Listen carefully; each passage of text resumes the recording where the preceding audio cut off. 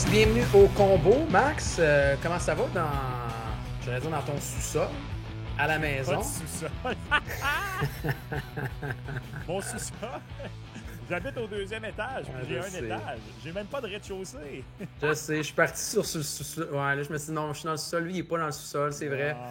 Mais comment tu te sens chez toi maintenant qu'on a amené le combo sur la route au casino la semaine dernière? J'ai vraiment aimé l'expérience. Très, très heureux d'avoir rencontré des auditeurs. Salutations également, Gonzo. Il n'est pas venu nous parler. Salutations à Rick. Donc, quand même, au moins une bonne demi-heure, 45 minutes là, après la diffusion de l'émission. Tu sais, je montais l'émission, évidemment, sur mon ordi en plein milieu du casino. Ça devait être vraiment drôle à voir pour le monde, ça. Il vient me donner une petite tape sur l'épaule. J'avais mes écouteurs et tout, puis il vient me piquer une petite jazzette. Rick est atteint d'un cancer de la gorge et il est en traitement en ce moment. Et pris la peine de nous saluer puis dire qu'on fait un très bon travail. Fait que salutations à Rick si t'écoutes aujourd'hui. On est tous avec toi. Puis merci d'être venu nous voir. Très apprécié. Je me joins à toi, Max. Merci, Rick. Courage, force pour ce combat. Écoute, c'est bien, tu Max, je ne savais même pas. Alors, tu me l'apprends comme ça. Et merci à Rick et merci, oui, à tous ceux qui sont venus la semaine dernière pour cette première expérience sur la route. C'était le fun. Félicitations encore aux gagnants qui sont partis quand même avec des beaux gilets de Slav, de Suzuki et de Caulfield signés. Il y avait beaucoup de personnes tristes dans la salle quand même d'avoir mordu de la poussière. Mais c'était une super soirée. C'était une belle soirée. Merci aussi aux gens de l'Auto-Québec de mise au jeu, aussi les techniciens au casino. Là, vraiment, ça a été bien fait, Max. Oui, et un énorme merci à Jean-Thomas Jobin d'être venu. Ouais.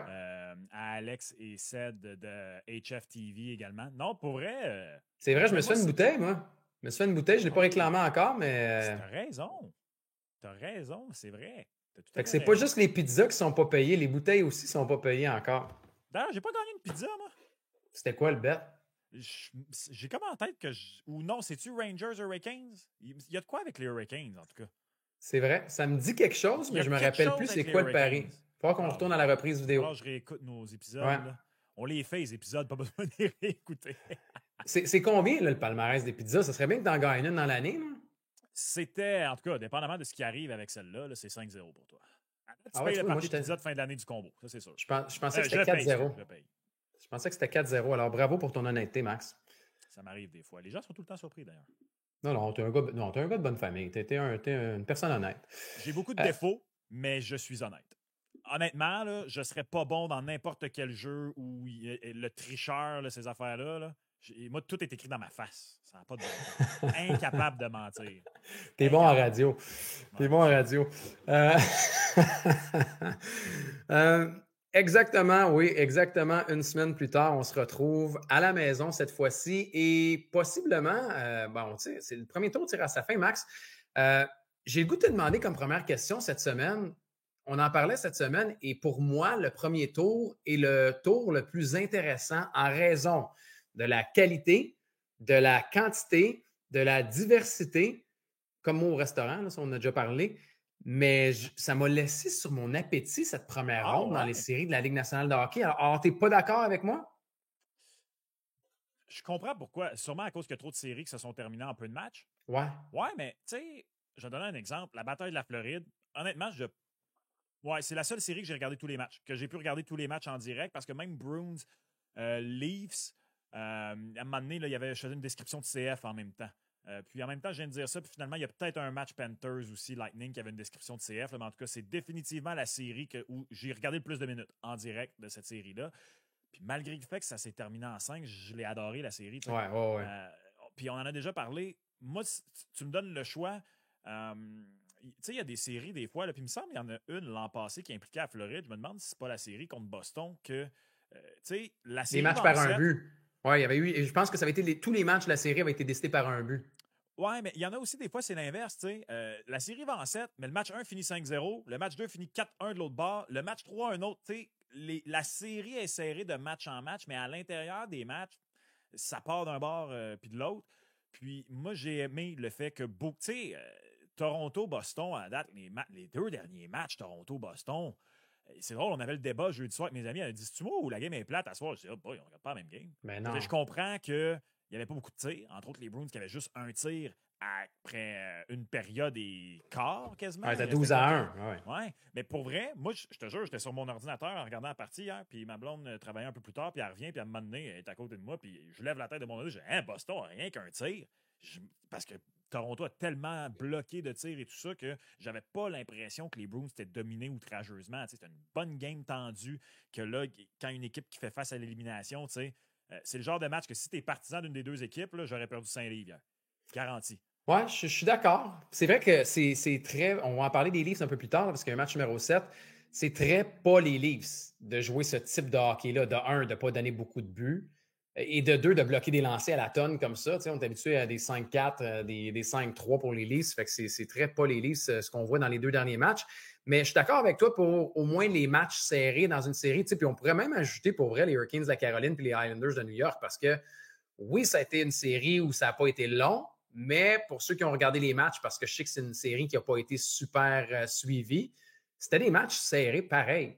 Fait qu'on a eu des séries où ça a été serré dans l'intérieur des matchs, mais en même temps, c'est allé tout d'un côté. Je trouve que, mettons là, en fin de première ronde, on est en train de se rattraper en raison des Leafs puis des Bruins, en raison, tu sais, là, on regarde les Preds puis les Canucks puis les Golden Knights puis les Stars, mais il y en a plusieurs où c'était 3-1 puis on se disait, bon, encore, tu sais, ça va se finir en 5 pour une majorité des séries. Fait qu'en fin de parcours, je te dirais, on ramène les plats sur la table.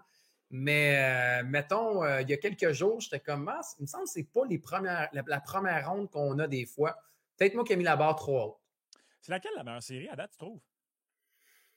Moi, j'ai beaucoup aimé, comme tu dis, dans la série courte, j'ai beaucoup aimé Panthers Tampa Bay. Sinon, une série pour moi qui est la meilleure, mais je sais que les gens la suivent moins parce qu'ils ne se couchent pas tard, c'est les Stars et les Golden Knights. Ouais. C'est une série qui est serrée, c'est une série qui est physique. Il y a plein de choses dans un match, des chances ratées, des mises en échec, des punitions. Je trouve que ça englobe tellement d'affaires. Il y a des rivalités qui se créent. La série Golden Knights et les Stars, pour moi, c'est ma préférée. Toi?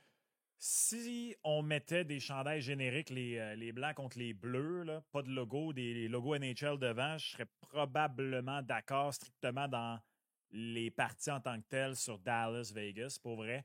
Mais en raison, en plus des trames narratives autour, je vais y aller avec Boston contre Toronto. Ben oui. Puis c'est parce qu'en plus, soyons honnêtes, là, d'un point de vue montréalais, là, juste québécois, là, de regarder cette série-là, puis là, moi, j'étais convaincu que c'était fini après. Que ça allait se finir en 5. J'étais convaincu que c'était terminé. Mais quand les Leafs ont gagné le 5 je me suis dit, rendu là, amenez ça en 7. Puis moi, je sors le popcorn, puis je suis juste comme, laquelle des deux équipes qui choke? Peu importe ce qui arrive, la trame narrative est bonne. Est-ce que les Bruins perdent un 7e match de suite lorsqu'ils ont l'opportunité de battre l'adversaire? Est-ce que pour la première fois de l'histoire, une équipe va perdre 2 séries de suite alors qu'elle menait 3-1, pas juste au hockey.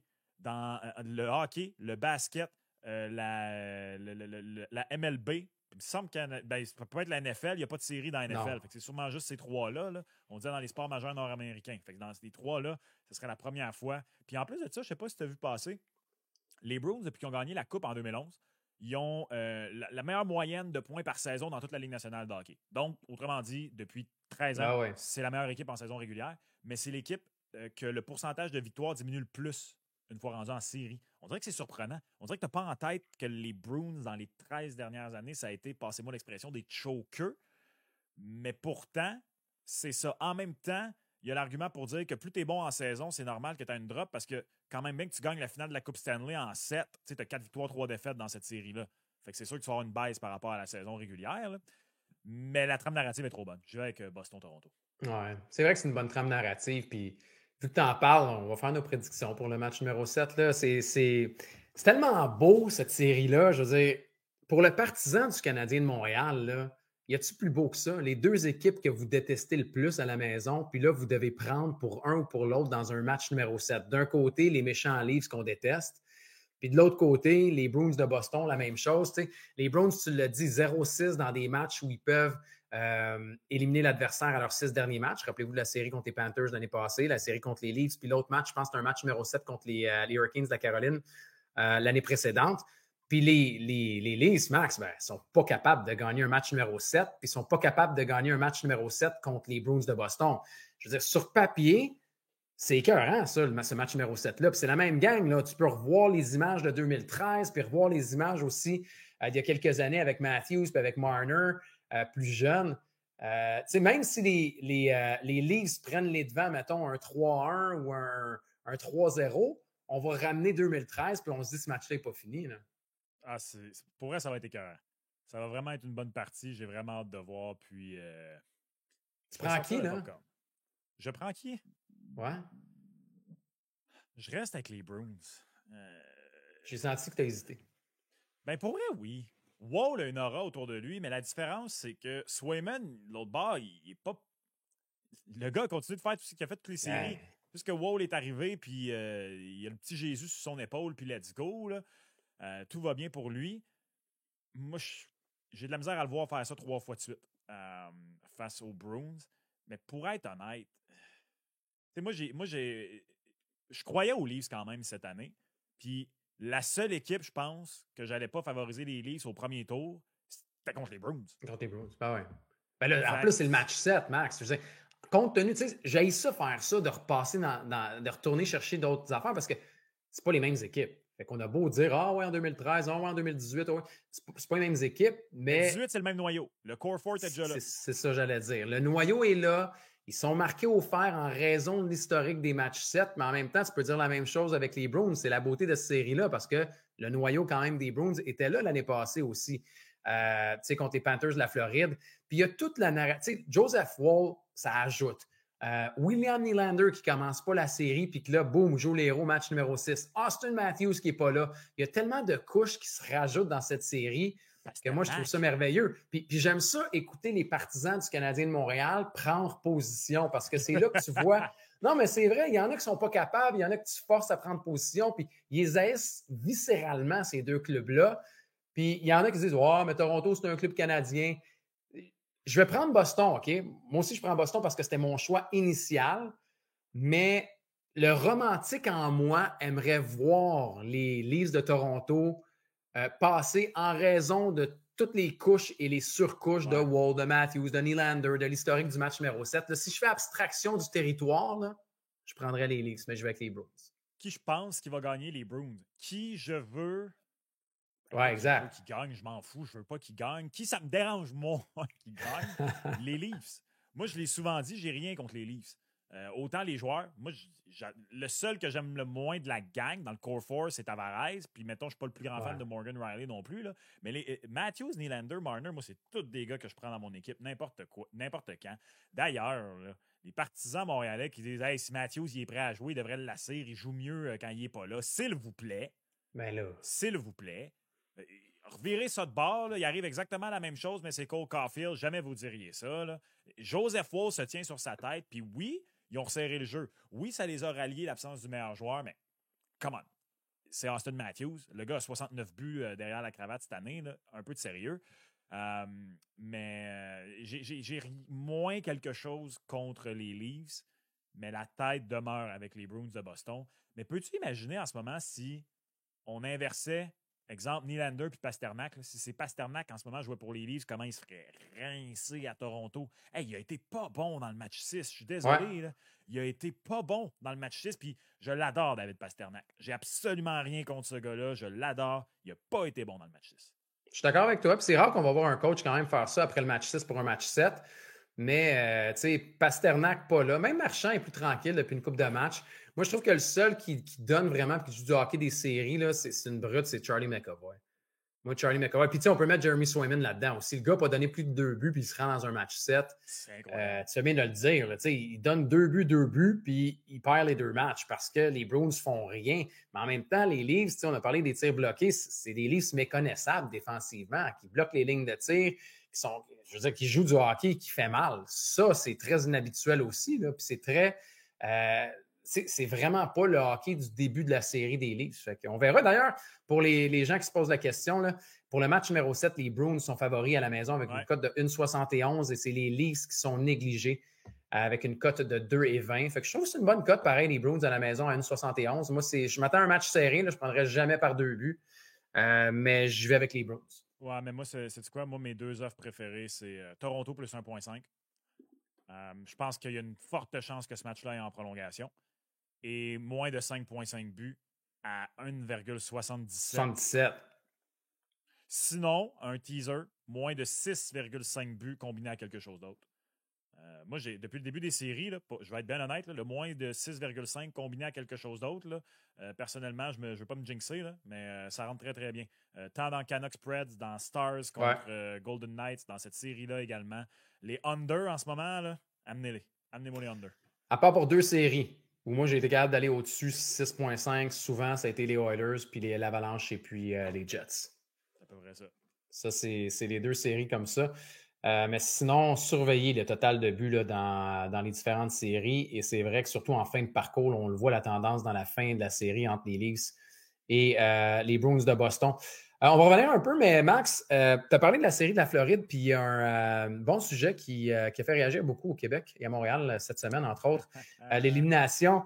Non, mais c'était drôle. L'élimination du Lightning de Tampa Bay, puis là, le bilan, puis Julien Brisebois, puis Steven Stamkos. Et là, on circulait les fameuses photos de Steven Stamkos avec Martin Saint-Louis, puis avec Vincent Lecavalier. Puis c'est beau tout ça. Une, par contre. Pardon? T'en oublies une, je trouve. Les gens en oublient une. Laquelle? Qui serait un bon ambassadeur pour convaincre Steven de venir à Montréal? Piqué? Piqué peut appeler Steven. Ils jouaient ensemble quand il était kid. D'ailleurs, la photo avec le chandail, ben oui. La photo avec le chandail du Canadien. Mais ça, cette photo-là, rappelle-toi, avant le dernier contrat de Steven Stamkos, c'était la photo qui circulait. Finalement, c'est Piqué qui est parti. Et finalement, rappelez-vous, Stamkos a signé sa prolongation de contrat le fameux 29 juin où tout est arrivé en quelques minutes pour piquer la transaction contre Shea Weber, Taylor Hall contre Adam Larson et la signature de Steven Stamkos.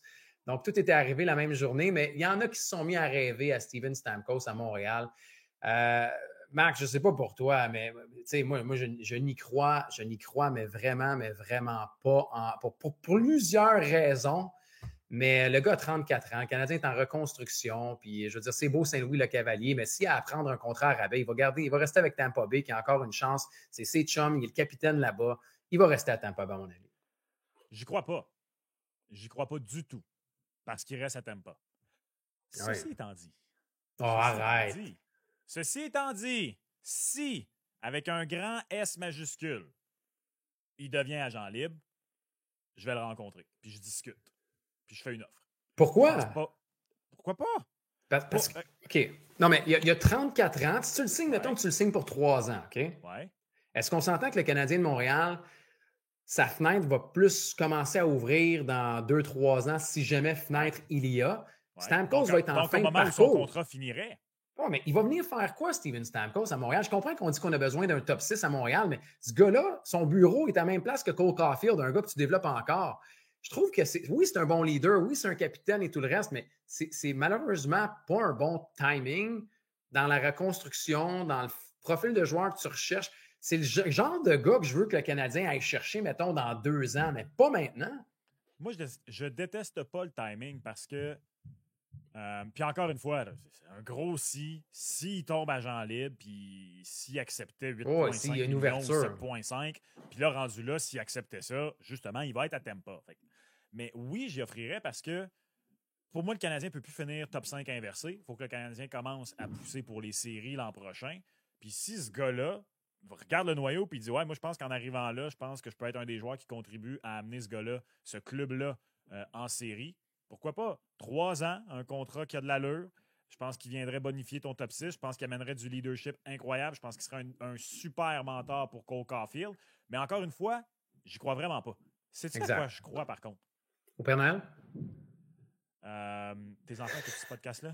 Non? Je sais pas. Fait que non, je crois pas au Père Noël. De toute façon, ce podcast-là doit être 18 ans et plus quand j'y pense, en tout cas. Il l'est, ouais. Sur papier. Exact. Non, j'écoutais le bilan des Jets de Winnipeg cette semaine. Ouais. Puis on dirait que j'avais oublié quelque chose. Que Connor disait des énormités en bilan? Non. Connor, je t'avoue que Connor avait l'air de Carey Price parce qu'il était habillé en chasse et pêche. Mais dans le propos, il aurait dû écouter Carey Price après la finale de la Coupe Stanley 2021. Il aurait vu c'est quoi perdre dans la dignité. Pour les gens à la maison, là. Laisse Shea Weber dire que tu n'as pas été mauvais.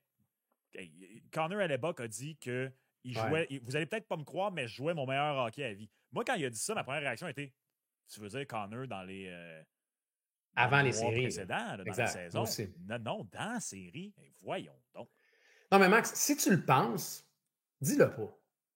C'est comme, pense-le. C'est un gars qui, je sais pas, il n'a pas l'air d'un égocentrique narcissique, là, mais si tu le penses, pense-le, mais dis-le pas aux médias dans un bilan où vous venez de vous faire ramasser, ramonner, défoncer, traverser. Et où tu as donné le 5 moment buts dans n'est chaque pas match. bon. Ben oui. C'est ça. Si Jeremy Swayman aurait le droit de dire ça si les Leafs perdent en 7. Ouais. Carey Price aurait eu le droit de dire ça en 2017 quand le Canadien a été éliminé en 6 par les Rangers et qui a donné moins de 2 buts par match. Tu sais, t'es comme, qu'est-ce que tu veux que je fasse rendu là? Okay? Il m'a pas allé marquer les buts. Mais bref, non, j'écoutais pas Connor à l'époque. Il y a une petite partie de moi qui avait un petit peu oublié que Tyler Toffoli devient agent libre cet été. Oh non. Oh, et là, on vient de parler de Steven Stamkos. Come on. Steven Stamkos, c'est un nom. Mais Tyler Toffoli, je suis Max, c'est un marqueur, c'est un buteur, ça, on le sait. Mais même quand il a quitté Montréal, il y avait de la misère à avancer. Ce gars-là, ça n'a jamais été une force, son patin, mais il pour vrai... 33 dedans. Ça se prend bien, 33 buts. Je sais, mais non. Oui, mais non. Puis c'est un bon coéquipier. Là, quand il joue contre le Canadien, il retourne souper. Là. Jake Evans va avec, Cole Caulfield aussi, tout le reste. Let's go! Il va coûter cher, Tyler Toffoli. Il va coûter quoi? 4,5 millions? Ben, il a marqué plus que 32 ans. Ouais. C'est un bon coéquipier, mais... Ça fait quand? Mais tu sais, donc tu nous affiches tes couleurs quand même. Toi, tu es du genre à quand, bon, ça tourne en rond, là, tu rappelles ton ex. Non. Ben là... D'abord. Moi, ça me fait rire. Là. J'entends plein de monde parler de Monahan également. Le Monahan, il faut le signer, il faut ci, il faut ça. Le Toffoli, il faut revenir. Là, y en a-tu un autre là, qui devient agent libre? Il y a une hanche bionique, là, puis... Non. Regardons vers l'avant. Vers l'avant, Max. Mais des fois, pour regarder vers l'avant, il faut changer de voie. Et qu'est-ce qu'on fait quand on change de voie, Gonzo? On regarde dans notre angle mort. Rétroviseur, angle mort. Ah, un Tyler Toffoli qui peut nous aider à aller par en avant. Je fais juste dire que je suis pas contre l'idée. Puis je suis pas contre l'idée via le marché des joueurs autonomes, justement, parce que tu n'as pas à sacrifier, tu n'as pas à faire ce que Kent Hughes a dit, de sacrifier le futur ou quoi que ce soit. Puis on s'entend, là. Si une autre équipe cogne aussi à sa porte et dit « Ouais, nous, on t'en offre 5,5 », c'est beau, va ailleurs. Je fais juste dire que je suis pas contre l'idée. Surtout, imagine le scénario où, finalement, tu gagnes la loterie le mardi prochain. Peut-être que quand vous allez écouter ça, là, le Canadien a gagné la loterie. Imagine le Canadien gagne la loterie, repêche Macklin Celebrini. Es-tu d'accord avec moi que si tu repêches Macklin Celebrini, la potentielle transaction pour un jeune top 6 est encore d'actualité, mais un petit peu moins. Et dans il faut que tu le fasses. Tu as Macklin Celebrini, puis moi, je continue de croire que tu n'as pas besoin d'un top 6 à Montréal, tu en as besoin d'au moins 2 autres. Peut-être que ça va être Joshua Roy, mais ça ne sera pas Joshua Roy l'an prochain.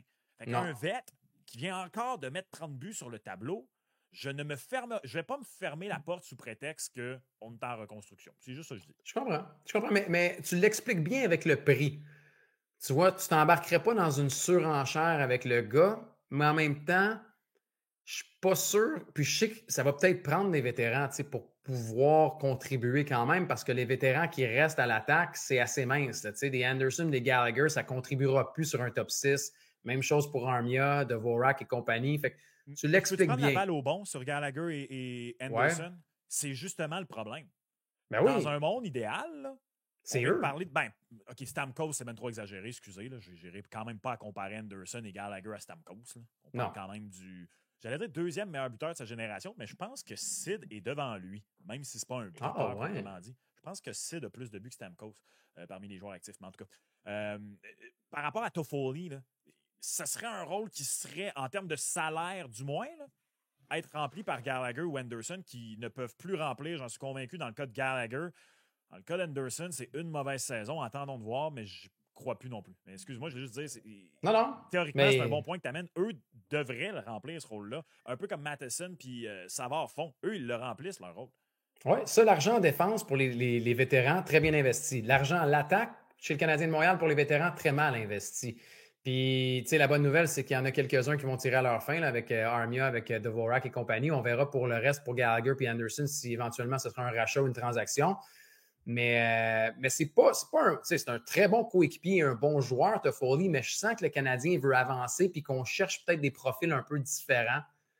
Fait qu'à suivre. Mais pour moi, il n'est pas dans mon angle mort, il est dans le rétroviseur. C'est ça la différence. La différence avec toi. Max, aussi, un autre dossier qui a fait réagir cette semaine, l'info comme quoi le SKA de Saint-Pétersbourg était peut-être ouvert à laisser partir Michkov qui pourrait débarquer en Ligue nationale de hockey dès cette saison. T'imagines-tu si Michkov débarque ici? Et là, ça va relancer, ça a relancé tout le débat à savoir finalement, est-ce que ça va revenir avec le choix de Reinbacher? Parce que je sais qu'il y en a plusieurs qui ont fait la paix avec le choix de Reinbacher en se disant bon, ouais, mais Michkov, il arrive dans 3 ans. Là, si Michkov débarque en Ligue nationale de hockey l'année prochaine, je les entends d'ici. Bon, Reinbacher commence à Laval, Michkov commence dans le show, même si c'est un défenseur versus un attaquant. La présence et l'arrivée potentielle d'un Michkov va ramener ce débat-là, Max. Fait que toi, Gonzo, t'es du genre, quand ça tourne en rond, tu retournes voir ton ex. C'est dans le passé, ça, le repêchage. La décision est prise. On va vers l'avant. Ouais, mais arrête. Hey, on parle encore de Brady Tkachuk, puis de Kotkaniemi, puis de Quinn Hughes. Penses-tu pas? On parle encore de Piquet Subban, puis de Shea Weber. Puis on parle encore d'Halak, puis de Carey Price. Il y en a qui essayent encore de nous faire croire qu'il y avait un débat Kopitar-Price en 2005, alors que Kopitar a été repêché 6 rangs plus tard et que le vrai débat, c'était Gilbert Brûlé-Price. Regarde. Non, mais blague à part, j'ai hâte. D'abord, si Michkov vient en Amérique du Nord tout de suite, là, wow. Pour vrai. Drama. À moins qu'il s'amène et soit tranquille, mettons, tu sais. Je pense qu'il y a des équipes qui vont se mordre les doigts. Ça, c'est 1. Et 2, moi, je pense sincèrement, là, à l'automne, en début de saison, si Michkov est débarqué à Philly, on va être ici en mode pré-saison à parler des cotes pour les trophées individuels. Oui. Et je pense, je peux me tromper, tu me diras si tu es d'accord, je pense que le favori pour gagner le Calder va être Macklin Celebrini, juste passer le premier show au total, et que Michkov va être deuxième. Ça, c'est bon, par exemple. Ça, j'aime ça. Les cotes pour le Calder l'année prochaine. Si Michkov est là, c'est sûr qu'il est dans... Je veux-tu te donner mon top 4? Ton top 4? Wow! Ouais, vite comme ça. Je vais mettre des numéros après, là, mais Celebrini est là, Michkov est là, Cutter Gauthier est là.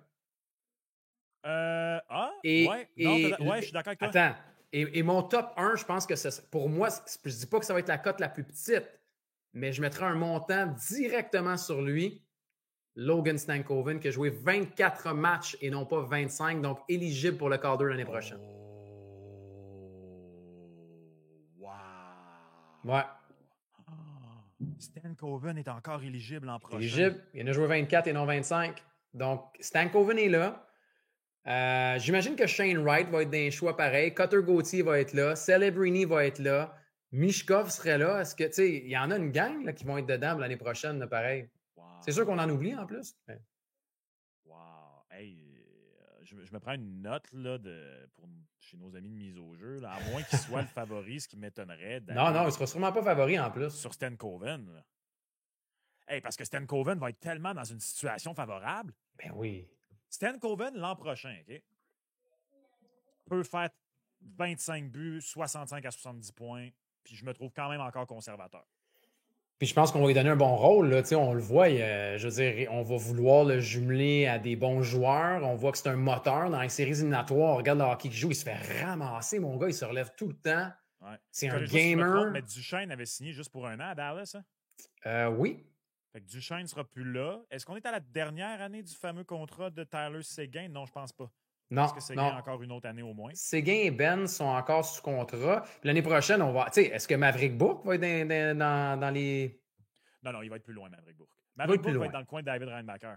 Ryan Leonard va être là aussi l'année prochaine s'il fait le saut avec les Caps. Il n'a pas déjà annoncé qu'il retournait à Boston College? Pour vrai? OK, j'ai pas vu. Il me semble que. J'ai-tu vu ça passer? Il me semble que. Parce que là, je me mélange dans les.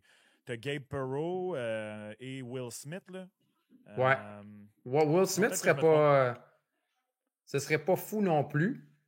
Mais pour moi, je suis en train de checker là, pour Dallas. Laisse-moi voir pour Dallas. Effectivement, Oh, OK. Je savais pas. Pavelski aussi devient joueur autonome.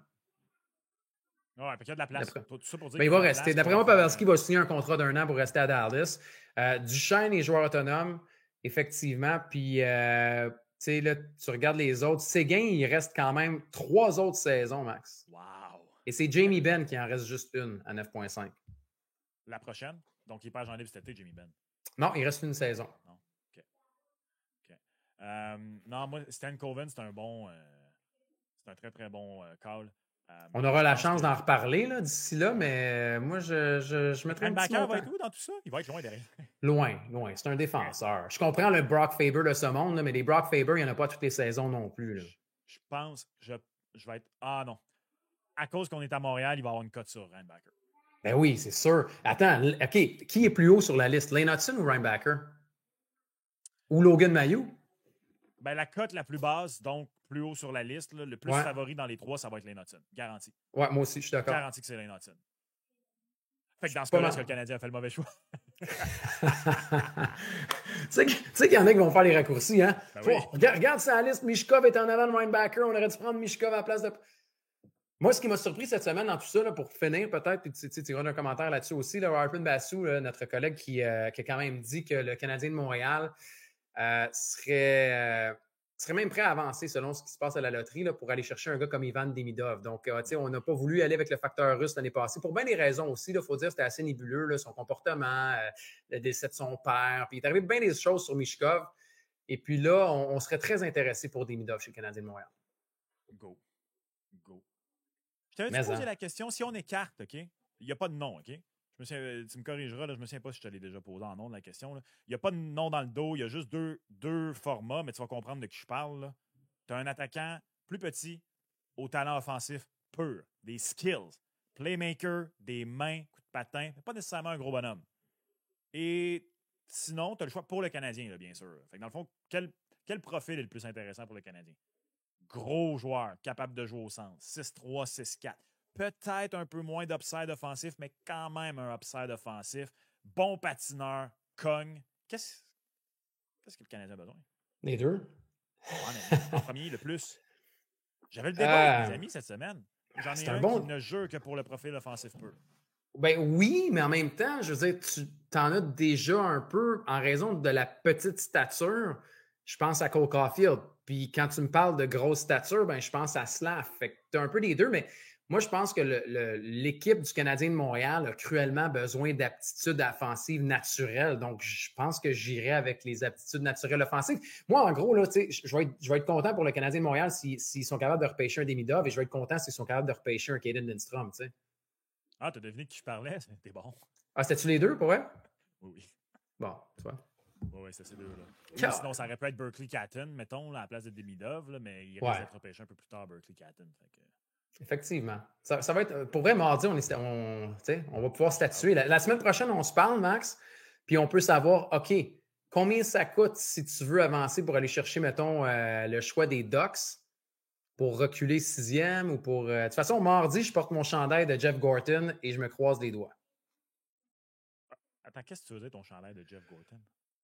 Ben, c'est parce que Jeff Gorton, c'est le Joker, tu le sais. Jeff Gorton, c'est un habitué de la loterie. Oh. C'est lui qui gagne toutes les loteries. Fait que moi, je m'engage à porter un chandail de Jeff Gorton pour la loterie du Canadien de Montréal. OK. Puis moi, ce que je vais faire de mon côté, je vais en mettre un de Taylor Hall. Ah! Wow! Ben, même si je ne joue pas à Montréal, je vais essayer. On va essayer de manifester. Si le Canadien gagne la loterie, Max, la semaine prochaine, je vais arborer mon chandail de Jeff Gorton. Ça, c'est sûr. OK, mais as-tu vraiment un T-shirt avec une face de Jeff Gorton dessus? Ça en vient. Je l'aurai lundi pour la loterie de mardi. T'es pas sérieux? Ben oui, il faut prendre les grands moyens. Wow. Il faut prendre les grands moyens. C'est bien, ça. Je risque d'en avoir plusieurs copies si jamais tu veux te joindre au groupe. OK. Ah, c'est intéressant. Ça te tente? Intéressant. Ouais. OK. Hey, Max, la première ronde est presque déjà terminée. Ouais. On va faire nos prédictions pour les Rangers et les Hurricanes, mais juste avant, je veux qu'on retourne voir les deux tableaux dont on a beaucoup parlé la semaine dernière. Commençons avec la Coupe Stanley, puis il y aura le Conn Smythe après. Ça, c'est les cotes en date d'aujourd'hui pour les favoris pour remporter la Coupe Stanley. Les Oilers d'Edmonton favoris à 4,5. Les Hurricanes de la Caroline deuxième à 5. Les Panthers à 5,5. Colorado à 6,5. Et les Rangers complètent le top 5 à égalité, en fait, avec Colorado à 6,5. Parmi les équipes là, qui n'ont pas encore avancé au prochain tour, Dallas, dans l'ordre, Dallas 7,5. Et après ça, il y a un gros schisme. Boston 16, Toronto et Vancouver 20, Golden Knights 30, Nashville 50. Donc, les Oilers d'Edmonton demeurent les favoris pour gagner la Coupe. Et énorme respect pour les Hurricanes de la Caroline. Mais en. Puis, tu sais, on en discutait un peu avant l'émission, là. La base cote des Oilers d'Edmonton également est sûrement due en raison de leur parcours peut-être un peu plus favorable. Puis je ne veux pas utiliser le mot facile, mais en deuxième ronde, ça va être Nashville ou les Canucks de Vancouver. Fait que c'est sûr que tu n'as pas, mettons, un Vegas, Dallas ou un Colorado. Donc, ça peut favoriser aussi. Mais tu sais, on se dit, c'est quoi? C'est de l'énergie en banque pour une ronde suivante parce que, veux pas, il faut que tu rentres jusqu'au bout pareil. Là. Moi, les Oilers, c'était mon choix avant les séries. C'est pas vrai, c'était les Rangers. La première ronde m'a convaincu, moi, personnellement. Pour vrai, là, j'étais encore, je me disais, c'est-tu moi qui est trop. Parce que c'est la troisième année de suite que je choisis les Oilers. J'apprends pas de mes erreurs. Ça n'a pas de bon sens. Mais écoute, ils sont maintenant capables de gagner des matchs 1-0. Et je me suis fait répondre à ça par des gens qui nous écoutent. Puis avec raison, je comprends vraiment là, les gens qui sont encore sceptiques des Oilers. Je me souviens plus, malheureusement, j'ai pas son nom, là, mais il y a quelqu'un qui m'avait répondu que ils sont capables de faire ça contre les Kings, mais attends un peu, là, ils seront pas capables de faire ça contre soit Colorado, soit Dallas, soit les Hurricanes, soit les Rangers, nomme-les. C'est un très bon point. C'est un très, très, très bon point. Moi, j'y crois. La seule chose qui m'inquiète, c'est la dépendance de l'avantage numérique. Puis on le sait, plus les séries avancent, moins il y a d'avantage numérique. C'est la seule chose qui m'inquiète. Je suis d'accord avec toi. Tu sais, oui, ça a été expéditif contre les Kings, mais à 5 contre 5, ça n'a pas été si convaincant. Je veux dire, c'est ton avantage numérique, ils ont marqué 9 buts au total, je pense. C'est tout près de 50 % aussi. C'est ça qui a été complètement dévastateur. Puis les Kings n'ont jamais été capables de s'habituer à ça. Reste que le match qu'ils ont gagné 1-0, il y en a plusieurs pour qui ça a été le match déterminant de se dire. Puis on dirait que même pour les gars, je ne sais pas si tu les écoutais un peu, tu sais, mais McDavid puis Léon, tu les entendais, puis pour leur confiance à l'interne de gagner un match 1-0, c'est comme, hey, on est capable de gagner des matchs 1-0, ça va les nourrir d'une confiance qu'ils n'avaient peut-être pas en début de série. Ouais, puis tu sais, Stuart Skinner était bon dans ce match-là. Là. Mais les Oilers ont été bons pour garder les tirs de l'extérieur. Puis Vincent Desharnais, au sens propre, tant qu'au sens figuré, gros gars pour vrai. Il apporte une méchanceté qui manquait aux Oilers. Je sais qu'il était déjà là l'an passé, mais on dirait qu'il a pris confiance dans ses aptitudes, confiance qu'il est un joueur de la Ligue nationale. Paul Coffey, Max. Oh, je suis pas Paul Coffey. C'est Paul Coffey. Aïe. On le sait. Mais pour vrai, moi, je crois beaucoup aux Oilers. Je touche du bois pour qu'on ait une reprise de Colorado contre Edmonton à laquelle on n'a pas eu droit l'an passé.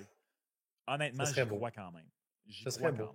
Mais je la trouve très basse, la cote des Oilers à 4,50 quand même, je trouve. Ouais, non, c'est bon. Pour mettons une deuxième ronde, tu sais, en première ronde, il y avait la majorité des clubs qui étaient autour de 9, 10, 11. Là, tu gagnes une ronde, puis tu te retrouves à 4,50. Je comprends que Dallas, ça va être contre Colorado, là, mais tu sais, Colorado, Dallas, 6,50, 7,50. Mettons, froidement, comme ça, le potentiel de la cote, il est quand même intéressant. Ben, en ce moment, pour moi, j'y crois pas, là, mais la cote, c'est Vegas à 30. Ouais. Mais moi non plus, j'y crois retard, bien sûr, face aux Stars. Là. C'est Vegas, ça peut être le genre d'équipe que s'il décolle de la première ronde, attention. Ce qui est drôle là-dedans, c'est que Vegas perd la série au moment où on enregistre ça. Les Canucks gagnent, puis il n'y a pas une si grosse différence entre les Canucks et les Golden Knights. T'as raison. En raison de la présence des Oilers d'Edmonton. Alors, ceci explique cela. C'est la logique derrière les cotes, hein? C'est la logique derrière les cotes. Le Conn Smythe, maintenant, ça, il y a du cash à faire. Pour vrai, il y a de l'argent à faire pour ça. On l'a dit au premier tour, si vous voulez diviser, c'est très avantageux d'y aller pour le Conn Smythe. Vous fixez un budget, vous identifiez quelques joueurs et vous y allez, là, tu sais, mettons, là, un petit peu partout sur le board. Avec du risque qui est très différent aussi. Max, regarde ça. Connor est le meneur à 6 fois la mise. On le rappelle, il était à 11 fois la mise au premier tour. Salutations à notre ami Jean-Thomas Jobin, Gonzo. J'ai pas le choix de te donner raison sur une chose. Parce que souviens-toi, la semaine dernière, je t'ai dit, peux-tu imaginer un scénario dans lequel les Oilers gagnent la Coupe et Connor McDavid ne gagne pas le Conn Smythe? Moi, j'en imaginais pas. Mais je te pose la question. Si ça reste semblable à ce que c'est présentement, c'est-à-dire à la surprise d'absolument tout le monde dans le monde du hockey, vous aurez compris que c'est du sarcasme ici, Connor McDavid et Leon Draisaitl sont 1 et 2 respectivement pour les points dans les présentes séries. Mais admettons que ça demeure ainsi. Les Oilers gagnent la Coupe. Connor McDavid est meilleur marqueur et Leon Draisaitl deuxième. Mais Leon Draisaitl est à 1 ou 2 points de McDavid, mais a quelque chose comme 15 buts, 15 passes. Et Connor McDavid a 4 buts, 26 passes. Est-ce qu'on le donne à Leon Draisaitl? Connor McDavid, là, il avait fait la blague à un moment donné en disant « Ouais, j'ai décidé que je ne marquerai plus jamais de ma vie. » Mais pour vrai, là, c'est comme si l'an dernier, il a prouvé à tout le monde, à tous les médias de Toronto, comme hey, vous l'aimez bien, là, Auston Matthews, là, mais quand je décide que je marque des buts, là, moi j'en mets 60 dedans facile. C'est juste que c'est pas ça que je fais dans la vie, je sers les autres. Puis là, cette année, on dirait qu'il a décidé de faire le contraire. En passant, si je veux vraiment servir les autres, je peux le faire encore. T'sais. Fait qu'il est vraiment en mode passeur, comme ça n'a pas de bon sens. Je me pose la question. Admettons qu'il terminait les séries avec une stat line à la Adam Oates, là. Je vais dire n'importe quoi, 6 buts, 25 passes, puis que Lyon a presque autant de points, mais plus de buts. Est-ce que ça va peser dans la balance? C'est sûr, ça va peser dans la balance. C'est Connor McDavid. Mais la nuance que je vais apporter, c'est quels ont été les buts de Leon Draisaitl? Y a-tu eu 3 matchs en prolongation où il a marqué les buts en prolongation? En finale de la Coupe, y a-tu marqué des gros buts importants? S'il est capable de marquer des buts gagnants, rappelle-toi, mettons, l'année passée, là, des fois en prolongation, quand Matthew Tkachuk faisait des siennes, si Léon marque ces gros buts-là, qui sont possiblement pas en avantage numérique, Léon a des chances. Fait que le potentiel de la cote à 22 fois la mise, moi, ce serait un joueur que je ciblerais parce que je trouve que la cote est encore très grande comparativement à son chum. Puis j'ai flashé pendant qu'on parlait. Gonzo, là, dans le fond, là, en fait, la question que je te pose, c'est littéralement le scénario de l'an dernier.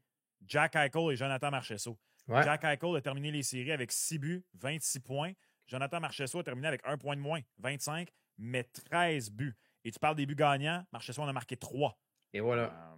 Donc, ce serait en fait ce scénario-là. Par contre, la différence, c'est que c'est Jack Eichel versus Connor McDavid. OK. Est-ce qu'on va oser? Non, mais d'abord, est-ce que tu penses que McDavid le gagne ou Léon le gagne? J'irai encore avec McDavid en ce moment. Parce que je pense que sur 4 séries, McDavid prendrait une avance suffisante de 5, 6, 7, 8 points. Fait qu'il gagnerait. Mais tu vois, c'est vraiment parce que c'est Connor McDavid. Parce que si on prend le même scénario que tu me présentes, puis je le mets à la sauce Panthers de la Floride. Barkov finit premier pointeur, mais avec 5 buts, 25 passes. Matthew Tkachuk finit avec 15-15 qui gagne le Conn Smythe. Non, mais c'est exactement ça. Puis ça revient à ce que je disais la semaine dernière. La raison pourquoi je ne peux pas m'imaginer un scénario, à moins que McDavid se blesse, mettons, là, puis rate la moitié des séries, tu sais. Je verrais mal les Oilers gagner la Coupe sans McDavid, ça, ce serait quelque chose. On a donné 2 Conn Smythe acides qui méritaient peut-être borderline selon certains, voire pas. On a donné un Conn Smythe à Alex Ovechkin, même si Cousy avait été le meilleur pointeur cette année-là. Fait qu'on a tendance à vouloir donner les Conn Smythe aux gros joueurs s'ils sont dans la discussion. T'sais, dans le fond, autrement dit, si c'est tout près d'une égalité, la réputation entre en ligne de compte. Ben oui, c'est sûr. Il était à combien, Tkachuk? Il est rendu à 12? La cote pour notre ami Matthew Tkachuk, au moment où on se parle, il est rendu il est à 12. Il est 3e favori quand même. Il était à 22. Wow. Il était à 22. Donc, il a fait quand même un bon de 22 à 12. Shesterkin a fait tout un bon également. J'adore McCarr à 15. Ouais, McCarr est solide à 15. Il a vraiment élevé son jeu d'un cran en première ronde. J'aime Shesterkin et le Bob aussi à 14. Le gardien de but d'un bord ou de l'autre, là, c'est ceux qui pensent que les Rangers peuvent aller jusqu'au bout ou ceux que les Panthers. Mais si j'avais à choisir entre les deux, j'aimerais mieux mettre mon argent, mettons, Rangers sur Shesterkin, puis mon argent des Panthers sur un gars comme Tkachuk ou même Barkov à 25. Ouais. Non, c'est intéressant. Mais en ce moment, le problème avec les Rangers, c'est que ça a tellement été facile contre les Caps que c'est comme un peu difficile à évaluer. D'identifier qui s'est distingué. Là.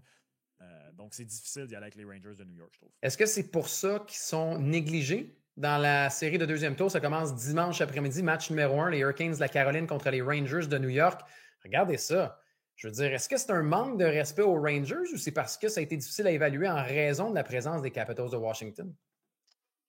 Pour vrai, je ne le sais pas. Moi, je trouve que c'est un manque de respect. Les Rangers ont été meilleurs que les Hurricanes en saison. Ils les ont devancés. Les Hurricanes ont tout fait en fin de saison pour revenir et battre les Rangers. Ils n'ont pas été capables de le faire. Les Hurricanes ont eu toute une fin de saison. Là. Toute une fin de saison.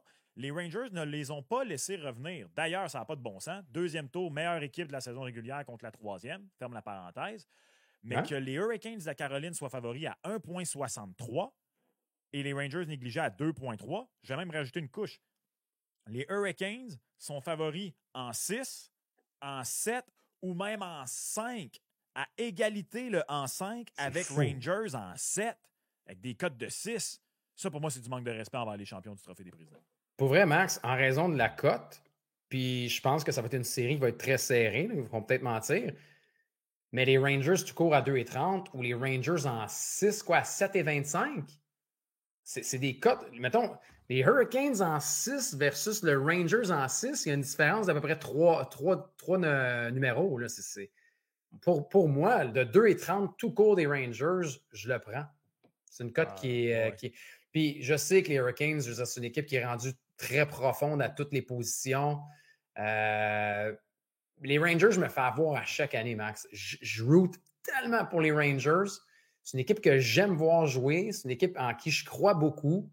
Tu vois, cette année, c'est peut-être une approche très différente dans ce qu'on a amené comme force complémentaire pour aller en séries éliminatoires si on juge comparativement à l'an passé. Mais moi, j'y crois. J'y crois beaucoup. Puis en raison de Shesterkin, que je trouve supérieur à Freddie Anderson malgré la première ronde. Ouais. Non, les Rangers ont passé les Capitals une main dans le dos. C'est quasiment la chose qui me fait peur, entre guillemets. Mais non, j'avais les Rangers en finale de la Coupe. Fait que maintenant qu'ils ont passé au deuxième tour, je ne vais pas changer mon fusil d'épaule. Je les avais contre les Hurricanes au deuxième tour. Je persiste et signe. Je pense quand même que ça va aller en 7, cette série-là. Oh, fait que c'est combien les Rangers en 7? 6 fois la mise? Les Rangers en 7, c'était 6 fois la mise. Moi, j'irais en 6 à 7,25. Mais ça va finir en 7. Ah, et voilà. Hey Max, on va terminer cette semaine avec le CF Montréal quand même, parce que c'est une grosse semaine pour le CF Montréal avec Mathieu Chouanière, avec le fait de la demande d'échange, puis là, les salaires qui sortent, puis les agents qui font des pipis dans les oreilles à gauche puis à droite. C'est tellement CF Montréal. Tu sais, quand on dit c'est tellement Leafs de Toronto, c'est tellement Bruins de Boston, ça, c'est tellement CF Montréal. Du drama, il n'y avait pas assez de drama depuis le début de la saison, mis à part les blessures, Max. Fait que là, on en a un petit peu, là, puis il y a un match avec tout ça en fin de semaine. Ouais. Penses-tu que le CF Montréal n'a pas fait ce qu'il faut tout le temps faire, Gonzo? Qui est? Un budget. C'est important de se faire un budget bravo, dans la vie. Bravo. Imagine. Mais je peux pas croire. Clairement, il fallait penser à l'avance. Il fallait dire Mathieu Chouanière, amélioration, va falloir le payer plus, budget. Dans la vie, si tu sais que les taux hypothécaires vont monter, budget, parce que ton hypothèque va monter. Et dans le pari sportif, bien sûr, c'est la même chose. On se fait un budget et le budget, on le respecte en tout temps. Que nos paris aillent bien, que nos paris aillent pas bien, c'est important de se faire un budget. On encourage le jeu responsable. Écoutez, peut-être que le CF Montréal aurait dû être plus responsable, je ne sais pas. Ben, c'est plus que, en fait, je pense qu'il y a certains paris qui ont été placés sur la table qui n'ont pas été encore gagnés ou perdus. Je veux dire, quand tu mets un montant d'1,8 million de dollars sur un certain pari et que le pari est tabletté, c'est sûr que c'est pas un bon investissement. Puis on pourrait rentrer là-dedans à quelques places là, sur leur palmarès qui fait en sorte que le monsieur veut être payé à sa juste valeur et il le fait très bien. C'est un produit de l'académie, c'est un gars d'ici, c'est un gars qui a l'équipe, qui a le maillot, qui a la ville à cœur. Alors, payons-le à sa juste valeur. On verra pour la suite. D'accord. Pour la rencontre en fin de semaine contre Nashville qui n'a qu'une seule victoire à domicile c'est fou, ça, hein? cette saison. Ben, c'est difficile pour toutes les équipes qui ont joué en Coupe des champions CONCACAF, sauf Inter-Messi et le Crew de Columbus, qui est d'ailleurs rendu en finale de ce tournoi. Donc, Nashville a beaucoup de difficultés, mais malgré tout, Montréal largement négligé à 4,25, 3,65 pour la nulle et 1,83 pour la victoire de Nashville. Avec tout ça, je ne déteste pas le double chance nul ou CF Montréal à 1,93. Montréal est sur une séquence de 3 matchs sans défaite. Bon, là-dedans, il y a 2 matchs à domicile et il y a le nul de la semaine dernière à Columbus, alors que justement Columbus était squeezé entre 2 matchs de Coupe des champions. Ça a beaucoup aidé. Ce que j'ai hâte de voir, Gonzo, c'est que Nashville, c'est un style complètement différent de Columbus. C'est une équipe qui veut contre-attaquer rapidement. Moi, je pense que c'est peut-être quelque chose qui peut être exploité, malheureusement, à la défaveur du CF Montréal. Donc, j'aurais tendance à dire nul ou CF Montréal parce que c'est difficile le début de saison pour Nashville. Mais attention, je me disais exactement la même chose. Contre Seattle. Montréal est allé à Seattle, puis qu'est-ce que ça a donné? Oui, le fameux 5-0. Mais oui, en raison de la beauté de la cote, puis du fait que Nashville n'a pas une bonne saison aussi, là. La partie nulle est intéressante et attirante, même la victoire. Puis sinon, pour ceux qui veulent peut-être y aller sur le pointage exact, mais regardez le pointage exact, puis regardez la différence, par exemple, entre un Montréal et un pointage exact. Il n'y a pas grande différence. Donc, pour le risque, j'irais peut-être plus pour la nulle ou pour Montréal, moi aussi.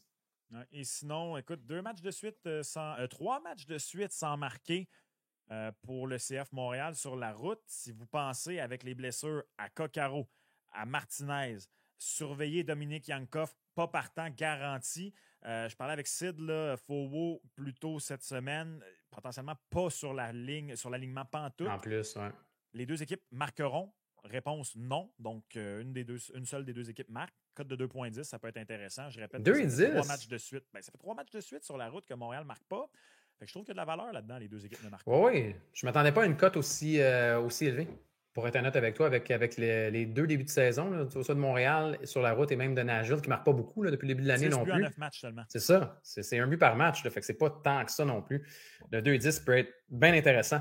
Bon match et bon week-end de sport. Hein. Il y a du stock en masse. Là, la semaine prochaine, quand on va se parler, Max, écoute bien ça. La semaine prochaine, quand on se parle, on sait le Canadien repêche à quel rang.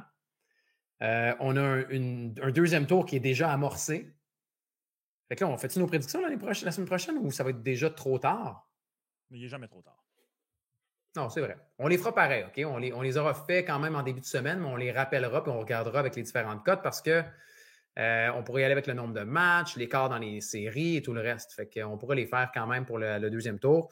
Mise au jeu plus, miseaujeu.com, ça, vous pouvez le faire dès maintenant pour les cotes pour la fin du premier tour, pour le début du deuxième tour, comme vous avez vu avec les Rangers et les Hurricanes de la Caroline. Puis la semaine prochaine, on parlera un peu de football. Là, ça a passé vite, mais ouais, il y a eu avec le repêchage, là, ça a généré les gens qui veulent peut-être regarder aussi. Là, il y a un buffet de cotes de football, fait qu'on en parlera la semaine prochaine aussi. Tu es devenu fan des Vikings, toi d'ailleurs? Ils ont repêché ton JJ. JJ. De JJ va être pas pire. JJ à JJ, ça va payer, je pense. JJJ. Peut-être. Bon week-end, Max. Merci à vous à la maison. À Mise au jeu plus, miseaujeu.com, puis on se reparle la semaine prochaine.